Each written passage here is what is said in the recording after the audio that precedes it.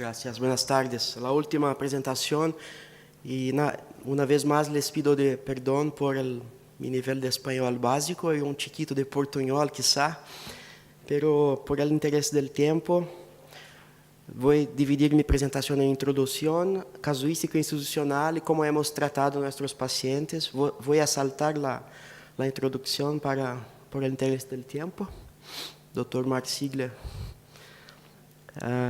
Bueno, hemos tratado 225 casos en nuestra institución, en el Hospital Sírio-Libanês, São Paulo, Brasil, con SBRT de pulmón, tumores primários y tumores metastásicos, y hemos publicado un artículo con 56 pacientes con tumores primarios de pulmón tratados con SBRT.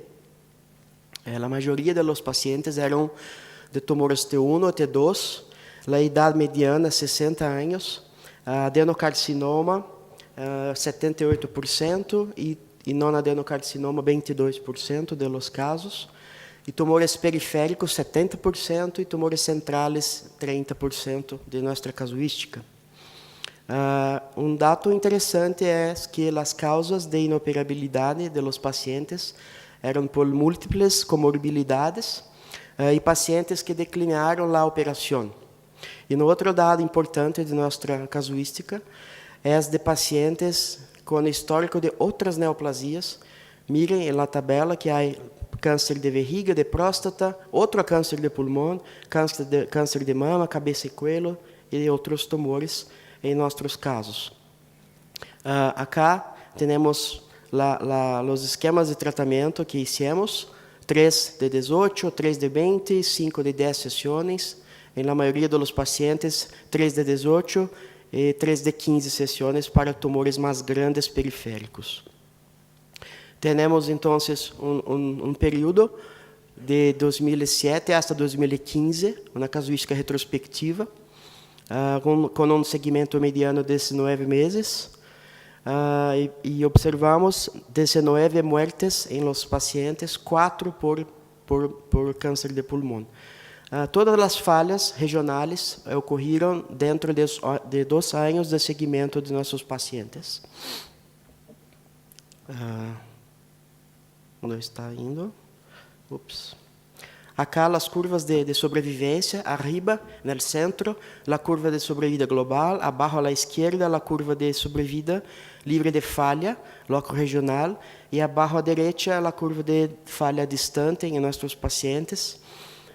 Resultados semelhantes à literatura. Mirem as toxicidades que observamos em nossos casos: pneumonites, 20% agudo, 1% pneumonites grado 1 tardio, pneumonites grado 2, 1% também tardio, dor de las costillas, sem fraturas. Miramos também 2 casos em tempo agudo e 3 casos em segmento mais tardio. E tivemos 3 casos de fratura de costillas também em nossa casuística. Mirem uma comparação com nossos dados e as outras séries da literatura, a última linha. Tivemos controle local similar aos outros estudos, também a sobrevivência mediana de nossos pacientes e também nossas taxas de toxicidade se foram muito similares à literatura. Conseguimos seguir 16 casos e evaluar aspectos da toxicidade sobre o ponto de vista do TAC de seguimento. Então, vocês mirem que o tipo de pneumonites pós-SBRT mais comum se foi o padrão de fibroses MES-like, em segmento mais tardio, que penso o mais importante. Acá um caso. Tratamos esse paciente em dezembro de 2009 e depois, um ano depois, na imagem da direita, mira o padrão difuso de consolidação. Este é o mais comum, mas há casos que têm um tipo MES-like. Este paciente foi tratado em 2011 e depois de quase 2 anos, apresentou-se com uma massa que foi biopsiada, por supuesto, e era negativa, e o PET-CT também era, felizmente, negativo. Como hemos tratado nossos pacientes em nossa instituição? Usamos imobilização, como todos vocês conhecem, com Blue Bag, com vacíos, VacFix. E acá também há uma história de IGRT em nosso hospital. Começamos em 2007 com o sistema de Siemens, depois em 2011 começamos com Novalis, e depois em 2015 em nossa unidade de Brasília, temos 2 unidades do Hospital Sírio-Libanês em Brasil, com Trubin, e tratamos então os pacientes inicialmente com SBRT com ACEs estáticos, depois cambiamos para IMRT com técnicas sliding window, e depois atualmente hemos tratado os pacientes todos com BMAT. E a tecnologia é muito boa hoje para garantizar a segurança dos tratamentos. Então, há desafio para SBRT. Temos que garantizar controle tumoral, diminuir as taxas de toxicidade, pero temos que tratar os pacientes em 3 frações, 5 frações. Então, temos poucas oportunidades para errar. Os erros são poucos, pero são grandes. Então, é muito importante conhecimento com segurança de todos os processos da radioterapia para garantizar a qualidade do tratamento. Ponto importante é a gerência da respiração de los pacientes. Então, é necessário usar TAC com 4D. E há casos que a incursão respiratória é muito grande, e nestes casos pode ser útil o uso de gating para diminuir as margens de ITV. Miren exemplo de caso de nós. A diminuição do volume da ITV começou em 10 centímetros e se foi para 5, quase a metade do volume, só por termos usado CAT com 4D. Acá conceito de las margens que usamos, vou saltar também por interesse do tempo. Acá dado de erros de intrafração em SBRT, e isto é muito importante. Então, este é artículo que está evaluando as médias de displacements intrafração de los casos, e temos pequeno estudo evaluando nossos dados, estão muito similares a este estudo de revisão da literatura.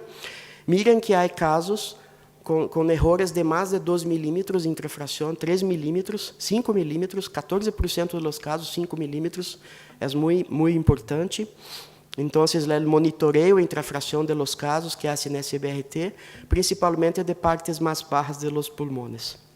Então, processo simples de SBRT vai começar com o posicionamento do paciente, aquisição do primeiro com BIM-CT, monitoreio intrafração, gating se houver necessidade, controle com monitorização infrarroja para a respiração, a entrega de dose e uma imagem pós-tratamento para evaluar os erros intrafração. Então, exemplo, uma paciente com 2 metástases cercanas, e tuvimos que tratá-las com 5 frações de 10 grays.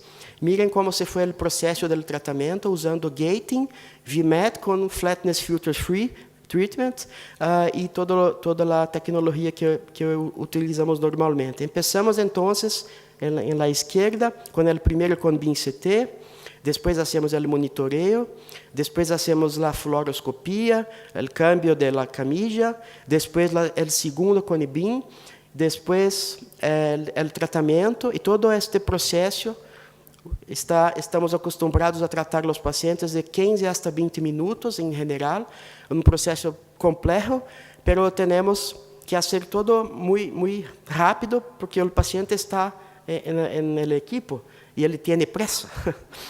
Pero há casos, mira acá estes vídeos, que usamos uma tecnologia para verificação da ventana de gating. Quando miramos o tumor, na imagem da direita, arriba está o tumor menor e abaixo está a ventana de gating do diafragma. Miren que quando o diafragma está dentro da ventana, a linha cambia a cor para amarilla, quando está fora, cambia a cor para azul. Então, é muito boa esta ferramenta para verificarmos a amplitude do movimento mientras o paciente está recebendo a dose irradiante. Onde está meu slide? Se foi. Volviu. Ok. Perdão. Há casos que há uma perda de correlação do diafragma com o movimento e no monitoreo. Então, mire acá que está todo caminhando bem, abaixo está o monitoreo infrarrojo, arriba estão imagens trigadas que hacemos. Então, o diafragma está em intervalo, na ventana do gating, e há momento que o diafragma não vai entrar mais na ventana. Então, este é uma perda de correlação. Temos que parar o processo, mire, e checar todo, começar todo novamente. Então, é um processo.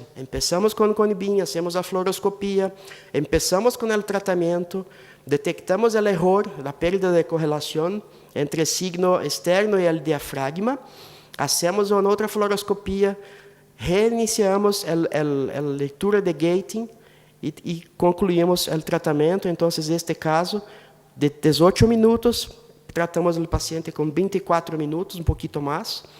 E há casos que o tumor não pode ser visto com as imagens de intrafração, então usamos só o diafragma para mirar. O processo é o mesmo, ponemos a ventana do gating e miramos o diafragma. Quando ele entra na ventana, o láser está ligado. Quando o diafragma sai, o láser vai desligar. Esses processos garantizam uma segurança muito grande para o tratamento. E há casos que o tumor pode ser visto com as imagens trigadas, que hacemos hasta 10 segundos, que é uma verificação direta da lesão do tratamento. Então, temos segurança para indicar tratamentos e temos protocolos próprios. Todos hacemos discussão multidisciplinária. Isto é importantíssimo para determinar a melhor terapêutica para nossos pacientes. Temos que evaluar se o paciente é realmente inoperável, como está a função pulmonar, se há necessidade ou não de biópsia, tumores centrais e periféricos. Todo isto é muito importante na discussão multidisciplinar de tumores primários e de tumores metastásicos. Usualmente, hacemos para pacientes solo com hasta 4 lesões. Muitas graças. Gracias, doctor Samir.